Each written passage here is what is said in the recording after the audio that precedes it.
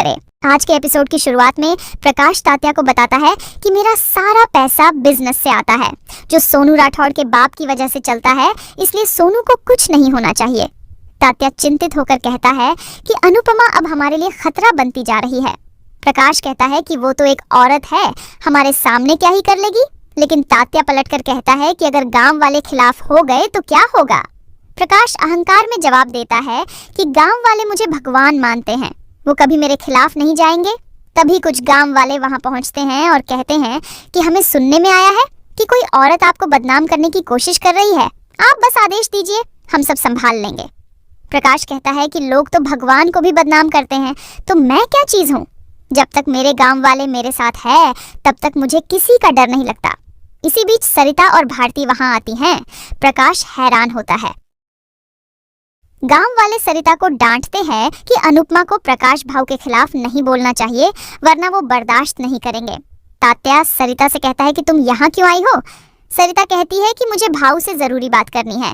तात्या मना करता है, लेकिन प्रकाश उसे आने की इजाजत देता है। दूसरी तरफ ख्याति वापस जाने का फैसला करती है। वह कहती है कि मैं अपनी बेटी और आर्यन को खतरे में नहीं डाल सकती। मीता और माही भी सहमत होती हैं। लीला भी उसका साथ देती है और कहती है कि हमारे घर में मर्द हैं, हम उनको बता देंगे तो वो हमारी मदद के लिए आ जाएंगे। लेकिन अनुपमा कहती है कि मैं किसी को भी परेशान नहीं करना चाहती और आप भी किसी को कुछ भी मत बताना। ख्याति और लीला वापस जाने के लिए कहती हैं। प्रार्थना रुकने का फैसला करती है, लेकिन लीला कहती है कि तुम खुद का ध्यान भी नहीं रख सकती, इसलिए तुम्हें हमारे साथ चलना ही होगा। मीता परी से कहती है कि मेरे साथ वापस चलो, लेकिन परी साफ इनकार करती है कि मैं अनुमा का साथ दूंगी। लीला किंजल से भी कहती है कि अब घर लौट चलो, लेकिन किंजल भी कहती है कि मैं मम्मी का साथ नहीं छोड़ सकती। राही भी रुकने का फैसला करती है। लीला बार बार अनुपमा को समझाने की कोशिश करती है कि जिद छोड़ दो, वो लोग बहुत खतरनाक है, लेकिन अनुपमा साफ कहती है कि मैं समर और गिरिजा को न्याय दिलाने के बाद ही जाऊंगी। किसी को भी जाना है तो वह जा सकता है, मैं किसी को भी नहीं रोक रही हूँ, लेकिन मैं नहीं जाऊंगी। इस बार दशहरे पर प्रकाश का घमंड, उसका अत्याचार और सोनू का पाप भी जलेगा। इसके बाद लीला और ख्याति सबके साथ वहां से चली जाती है। देविका, राही, किंजल, परी और जसप्रीत अनुपमा के साथ रुकती है। तभी अनुपमा कहती है कि भारती और सरिता ताई कहाँ है। दूसरी तरफ सरिता प्रकाश से माफी मांगती है और कहती है कि मैं अनुपमा की तरफ से माफी मांगती हूँ। उस गिरिजा पर भी शायद किसी भूत प्रेत का साया है। मैं उसको घर में नहीं रखना चाहती थी, लेकिन अनुपमा ने मेरी नहीं सुनी, हमें माफ़ कर दो। प्रकाश कहता है कि गिरिजा जैसी भी है, मेरी बेटी है, मैं उसे माफ़ कर रहा हूँ। सरिता खुश होती है। प्रकाश की पत्नी ये सब देख रही होती है। सरिता कहती है कि हम वापस जा रहे हैं, लेकिन जाने से पहले मुझे आपकी मदद चाहिए। प्रकाश कहता है कि तुम्हें जो मांगना है वो मांग लो। सरिता कहती है कि ये भारती है, पहले ये एकदम अच्छे से चलती थी, लेकिन एक्सीडेंट होने के बाद ये चल नहीं सकती। आप चमत्कार करके इसे वापस अपने पैरों पर खड़ा कर दो। प्रकाश भारती को गंदी नजरों से घूरता है। भारती भी प्रकाश से कहती है कि मुझे ठीक कर दीजिए, आप जो कहेंगे मैं वो करूंगी, मुझे बस अपने पैरों पर खड़े होना है। सरिता और भारती प्रकाश से अनुरोध करती है।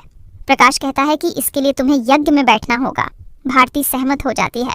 प्रकाश भारती के पास आता है और उसके सिर पर हाथ रखकर आशीर्वाद देता है। भारती सरिता को देखकर घबरा जाती है। दूसरी तरफ अनुपमा को पता चलता है कि गिरिजा घर में नहीं है। अनुपमा परेशान हो जाती है। देविका और किंजल भी परेशान हो जाती है। अनुपमा कहती है कि राही, भारती और सरिता भी पता नहीं कहाँ गई है। किंजल कहती है कि राही शायद उन्हें ढूंढने गई होगी। तभी जसप्रीत आती है तो अनुपमा उससे पूछती है कि तुम कहाँ गई थी। जसप्रीत कहती है कि मैं सामान लाने बाजार गई थी। अनुपमा उसे डांटती है कि उसे अकेले बाजार नहीं जाना चाहिए। देविका कहती है कि हमें पुलिस के पास गिरिजा के मिसिंग होने की रिपोर्ट लिखवानी चाहिए। अनुपमा कहती है कि गांव वालों की नजर में गिरिजा जिंदा ही नहीं है, हम पुलिस के पास नहीं जा सकते। देविका अनुपमा के साथ गिरिजा को ढूंढने के फैसला करती है और चली जाती है। दूसरी तरफ भारती और सरिता राही को बताती है कि उन्होंने प्रकाश के सामने बहुत अच्छी एक्टिंग की है। राही भारती को धन्यवाद करती है और कहती है कि अगर तुम्हें इस प्लान में डर लग रहा है तो तुम पीछे हट सकती हो। भारती कहती है कि अनुपमा ने मेरे लिए बहुत कुछ किया है, अब मेरी बारी है। राही कहती है कि मम्मी को इस प्लान के बारे में पता नहीं चलना चाहिए। मुझे इस प्लान पर पूरा भरोसा है, हमें बस प्रकाश और सोनू के खिलाफ सबूत जुटाने हैं। सरिता कहती है कि ये इतना आसान नहीं है, हमें अनुपमा को बता देना चाहिए। राही साफ मना करती है और कहती है कि आज की रात भाऊ और सोनू के लिए कयामत लेकर आएगी। दूसरी तरफ अनुपमा और देविका गिरिजा को ढूंढ रही होती है। इधर लीला और बाकी सब अहमदाबाद पहुंच जाती है। ख्याति कहती है कि मैं प्रार्थना को कुछ दिन कोठारी हाउस लेकर जा रही हूँ। लीला मना करती है। ख्याति कहती है कि मैं वहां पर प्रार्थना का अच्छे से ध्यान रखूंगी। लीला कहती है कि मैं भी प्रार्थना का ध्यान रख सकती हूँ। ख्याति कहती है कि प्रार्थना मेरी बेटी है और इसके पेट में मेरा आर्यन है। मीता लीला से कहती है कि क्या बेटी कुछ दिन अपने मायके नहीं जा सकती? लीला कहती है कि आप कौन से मायके की बात कर रही हो? मोटी बा ने प्रार्थना से सारे रिश्ते तोड़ लिए थे। शादी में तुम दोनों बच्चे पर हक जताने के लिए कागज लेकर आई थी और आज तुम्हें प्रार्थना पर प्यार उमड़ रहा है। ख्याति कहती है कि मैं अपनी खुशी से लेकर जा रही हूँ, इसके पास मेरा आर्यन भी है। लीला कहती है कि इसके पेट में तुम्हारा आर्यन नहीं है। ख्याति और लीला में बहस हो जाती है। प्रार्थना दोनों को चुप कराती है और लीला से कहती है कि मुझे कुछ दिन कोठारी हाउस जाने दीजिए। पाखी लीला को समझाती है और लीला मान जाती है। लीला प्रार्थना से कहती है कि किसी भी कागज पर साइन मत करना। ख्याति प्रार्थना को लेकर चली जाती है। दूसरी तरफ अनुपमा गिरिजा के लिए परेशान होती है और कहती है कि कहीं सभी लोग किसी मुसीबत में तो नहीं है। देविका कहती है कि अगर ऐसा हुआ तो हम क्या करेंगे? अनुपमा कहती है कि मुझे पता है कि क्या करना है। दूसरी तरफ ख्याति मंदिर में दर्शन करने का फैसला करती है। वे मंदिर में जाने लगती है, तभी उनके सामने एक कलश टूटकर गिरता है। ख्याति उसे अपशगुन मानती है। मीता कहती है कि ऐसा कुछ नहीं है। सभी अंदर जाती है। इसी बीच एक आदमी मंदिर में घूम रहा होता है।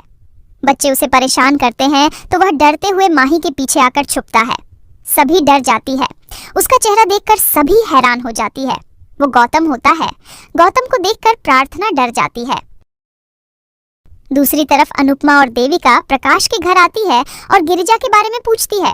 प्रकाश कहता है कि गिरिजा को मरे हुए 1 महीना हो गया है।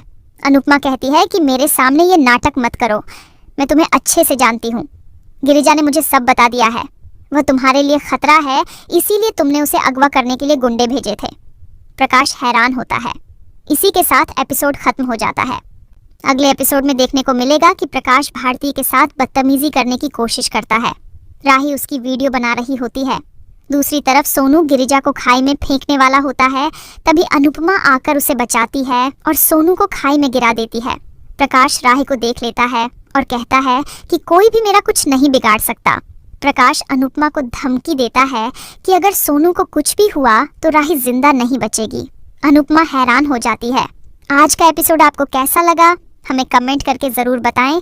साथ ही ऐसे ही डेली अपडेट्स के लिए इस वीडियो को लाइक करें और हमारे चैनल को सब्सक्राइब ज़रूर करें।